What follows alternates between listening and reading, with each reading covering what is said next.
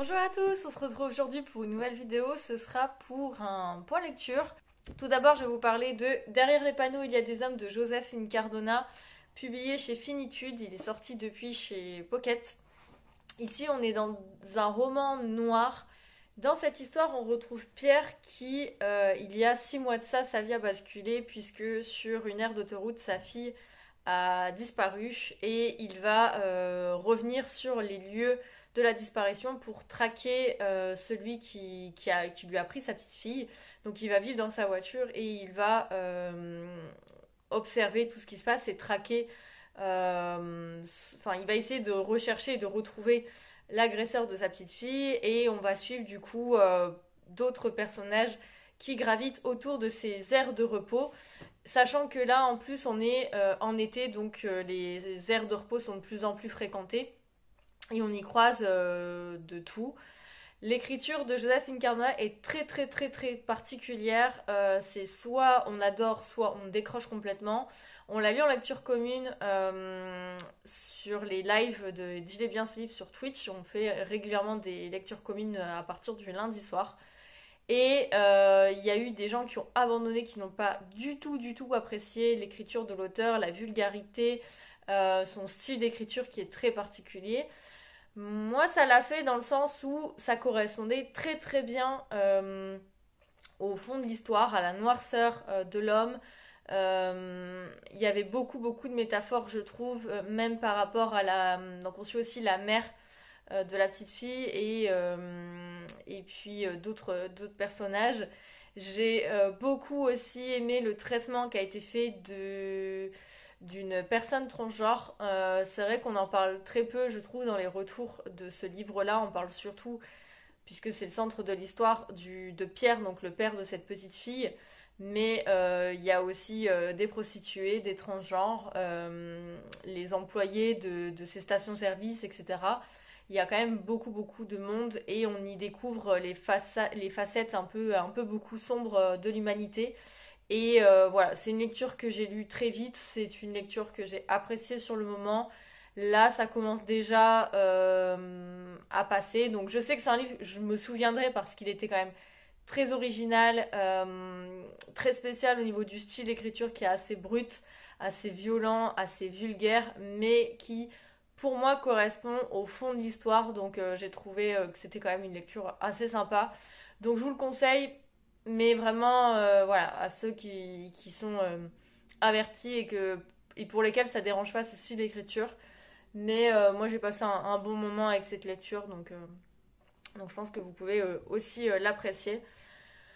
On change radicalement d'univers puisque j'ai lu Je revenais des autres de Melissa d'Acosta que j'ai écouté en audio-livre sur à peu près tout le mois d'avril. J'ai dû le finir fin avril, début mai.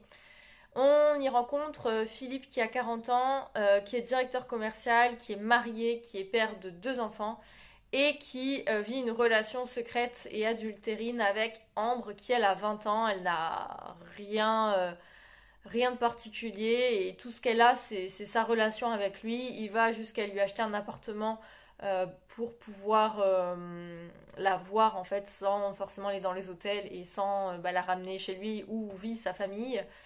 Et en fait, il y a un moment, elle va être tellement omnibulée par cet homme-là qui lui remet pas forcément monts et merveilles, mais elle s'accroche tellement à lui, elle espère tellement que il se sépare de sa femme. Des choses vont se passer et en fait, elle va se rendre compte que elle se rend compte qu'elle est rien à part la maîtresse d'eux. Et du coup, elle va essayer de mettre fin à ses jours. Et suite à ça, euh, Philippe va l'envoyer dans un autre environnement, on va dire, dans la montagne pour qu'elle se reconstruise et que surtout qu'elle apprenne à vivre sans lui parce que il est clair avec elle en disant qu'il ne quitterait pas sa femme. Et du coup, Ambre va aller là-bas et elle va trouver un nouveau travail, trouver des amis et il va y avoir une bande d'amis qui va se construire, des saisonniers puisque ils vont travailler euh, dans la saison hivernale dans les montagnes et en fait on va voir chaque personnage, donc le personnage principal c'est Ambre, mais au fur et à mesure de l'histoire, une fois qu'elle est là-bas dans la montagne avec ses collègues, on va aussi plus s'attarder sur les histoires et la vie de chacun des personnages. Donc il y a Rosalie, il y a Tim, il y a Anton. Voilà, il y a une belle bande de copains et vraiment j'ai passé un très très bon moment. J'ai la suite qui est Les Douleurs fantômes, toujours en livre audio, que je lirai prochainement je pense, donc qui reprend les personnages de Je revenais des autres, mais 5 ans plus tard je crois. Donc j'ai très hâte de retrouver cette bande d'amis qui m'a énormément touchée. J'ai beaucoup aimé ce roman qui parle de résilience, qui parle d'amitié, qui parle d'amour, qui parle voilà, c'est à la fois triste, à la fois mélancolique, à la fois plein d'espoir. Franchement, j'avais lu Les Lendemains que j'avais beaucoup aimé de cet auteur, mais Je revenais des autres m'a encore plus touchée et encore beaucoup plu. Le livre est lu par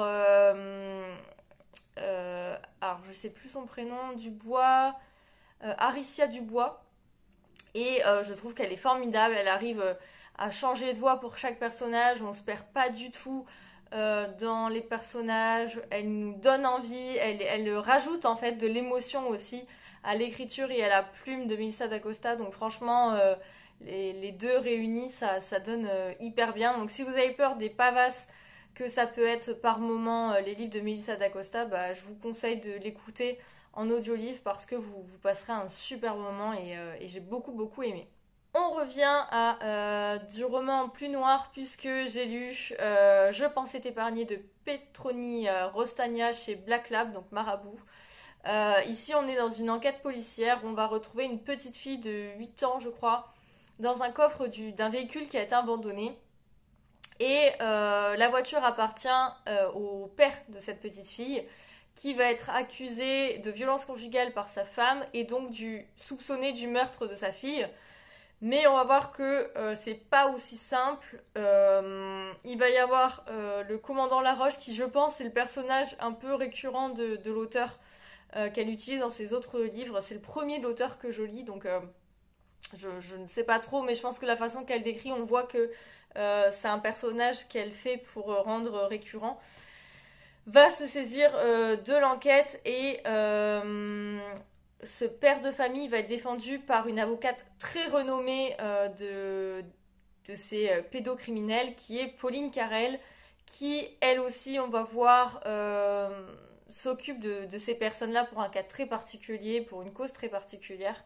Et, et en fait j'ai beaucoup aimé, c'est un livre que j'ai lu d'une traite en une journée.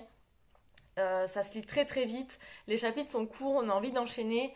Même si j'ai été quand même peu surprise de la résolution de l'enquête, je pense que c'est vraiment ce côté enquête policière qui est plutôt dans l'ambiance, dans aussi le message de fond.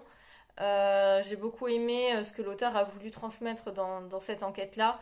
Donc voilà, j'ai un bon moment. Après, c'est pas un thriller mémorable. Dans 10 ans, je pourrais pas, même dans un an, je pense que si vous me parlez de ce livre-là, je suis pas très sûre de vous redire tout dans les détails.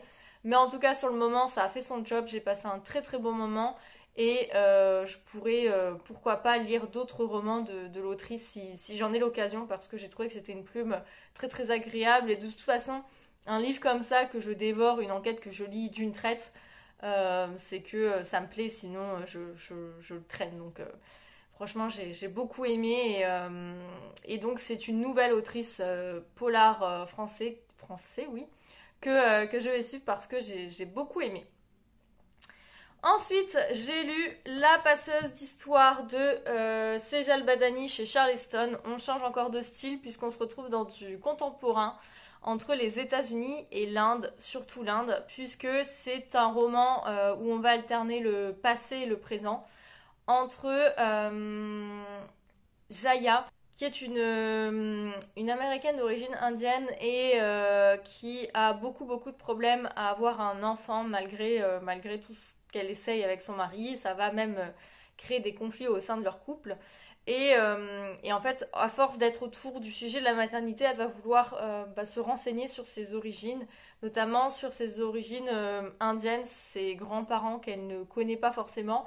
et, et elle sait aussi que sa mère tait énormément de secrets sur le pourquoi du comment elle est arrivée aux États-Unis. Et même encore maintenant, en fait, on sent que Jaya a besoin de réponses et que sa mère ne peut pas lui répondre ou ne veut pas lui dire la vérité. Donc elle décide de partir en Inde sur les traces de Amisha, qui est sa grand-mère, qui est une femme pour l'époque hyper moderne et j'ai été très touchée par sa vie puisque voilà on va alterner et une fois qu'elle est arrivée là-bas elle va retrouver Ravi qui est à la fois l'employé et le meilleur ami d'Amisha qui va lui raconter l'histoire de sa grand-mère et donc à chaque chapitre on va alterner entre le présent et le passé. Et j'ai adoré les personnages où on était dans le passé en Inde avec Amisha, tout ce qu'elle a pu vivre par rapport aux traditions, par rapport à son amour, par rapport à son amitié aussi qui est magnifique parce que on va voir que l'amitié entre Ravi, cet intouchable, et Amisha va aller beaucoup plus loin que les traditions, que la famille, que la mort, les décennies, etc. Et vraiment, c'est une magnifique histoire d'amitié. C'est aussi un magnifique récit de secret de famille. Si vous aimez les contemporains avec récits de famille, je pense que vous allez adorer celui-ci. Ça permet aussi de découvrir l'Inde et l'évolution des mentalités de l'Inde à travers 2 générations du coup. Et vraiment, je sais que je vais suivre aussi l'Autriche. Je l'ai lu en lecture commune avec Aurore. Et encore une fois, c'était une lecture commune où on a passé un très très très bon moment. Euh, J'aime beaucoup le pays, découvrir le pays de l'Inde. J'ai lu pas mal de livres maintenant contemporains qui racontent l'histoire de l'immigration des familles, soit américaines, mais aussi surtout anglaises puisque l'Inde était colonisée par l'Angleterre, donc c'est pour ça qu'on a beaucoup d'Indiens en Angleterre.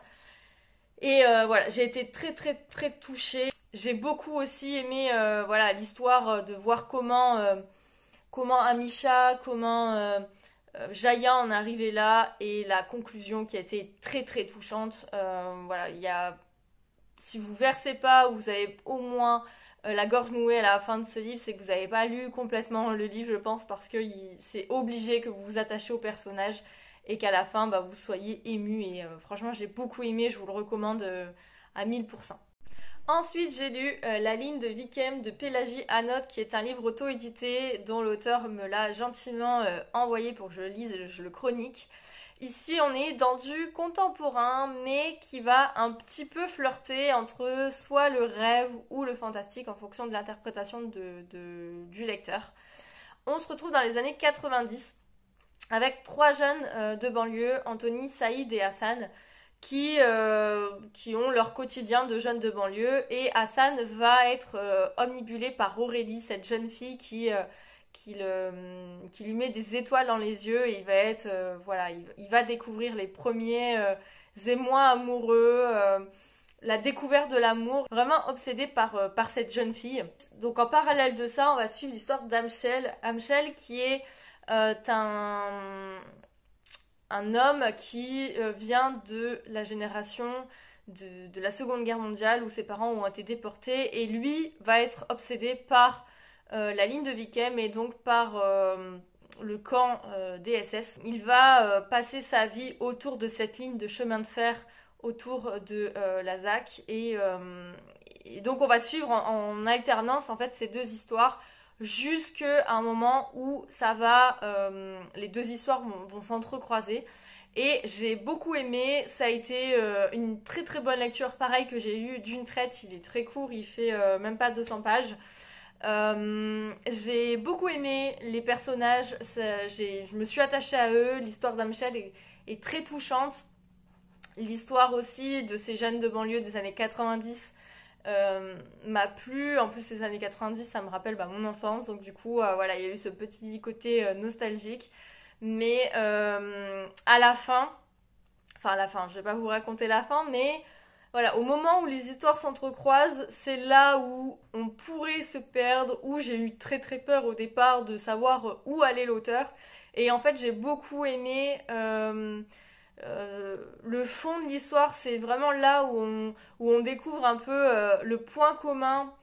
Enfin, je sais pas comment on peut appeler ça, mais en tout cas le lien entre Amshel et Hassan, et ça j'ai beaucoup aimé. Donc j'ai été très très surprise de cette histoire.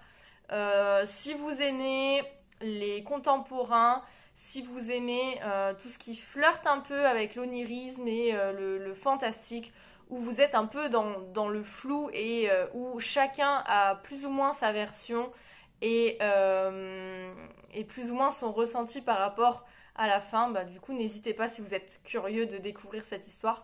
Je l'ai beaucoup appréciée, du coup je vous mets en barre d'infos le lien pour en savoir plus sur ce livre et pour vous le procurer parce que c'est un livre que je vous recommande, j'ai beaucoup beaucoup apprécié et je remercie encore l'auteur de me l'avoir envoyé, de m'avoir fait confiance parce que j'avais lu après son précédent roman que j'avais pas trop apprécié parce que pour moi c'était trop dans l'onirisme et j'étais passée complètement à côté.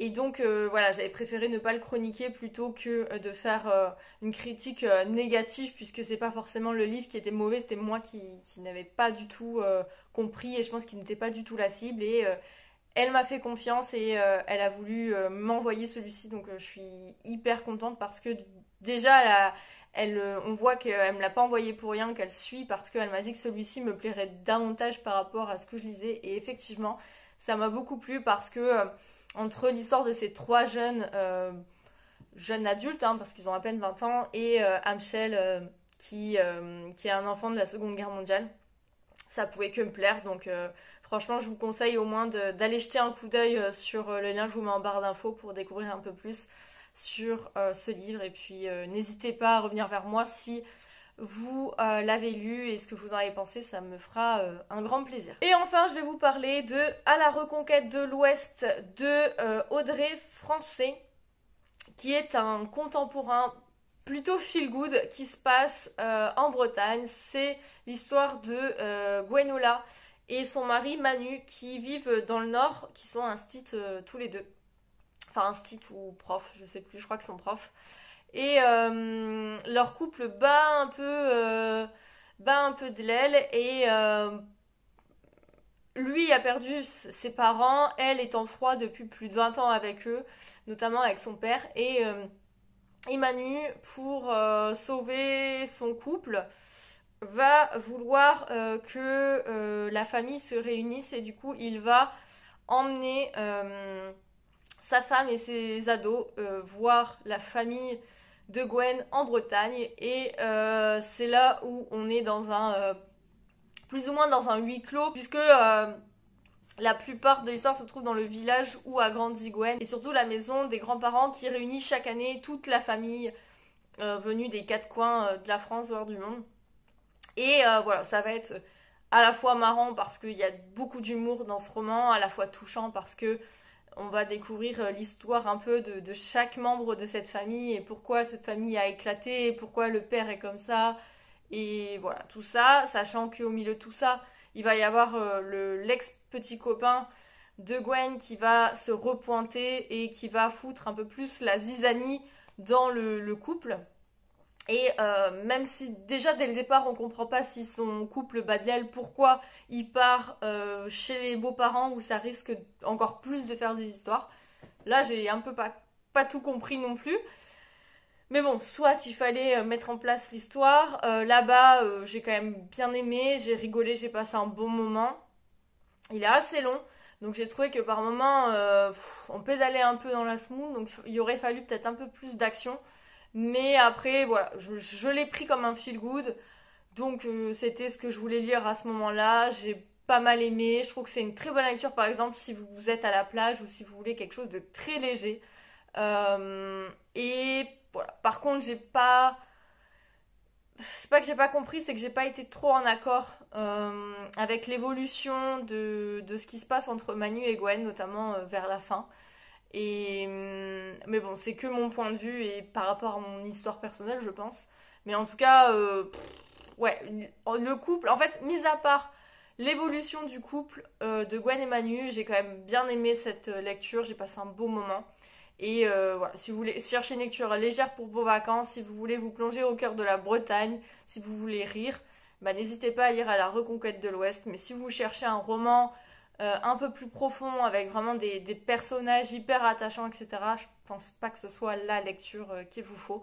Donc voilà. Par contre, j'ai vu aucun retour passer sur ce roman. Donc si vous l'avez lu, je serais hyper curieuse de découvrir votre avis, que ce soit en commentaire ou en message privé sur les réseaux. N'hésitez pas.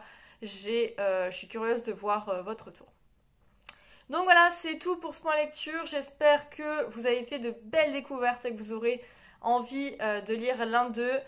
En attendant, je vous laisse. Je vous dis à très bientôt pour la vidéo sur la pile à lire de Lison Lazy qui commence le 1er juin. Et en attendant, je vous souhaite de très très très bonnes lectures. Ciao!